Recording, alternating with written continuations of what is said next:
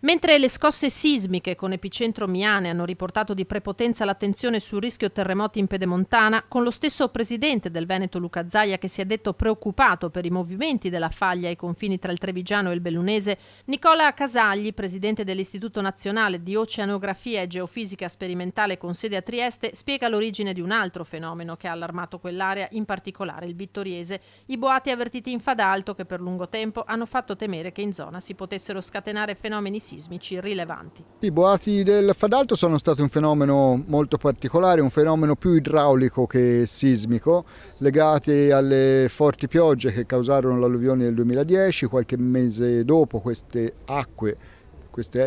tanta acqua che era piovuta si è infiltrata in profondità, ha raggiunto delle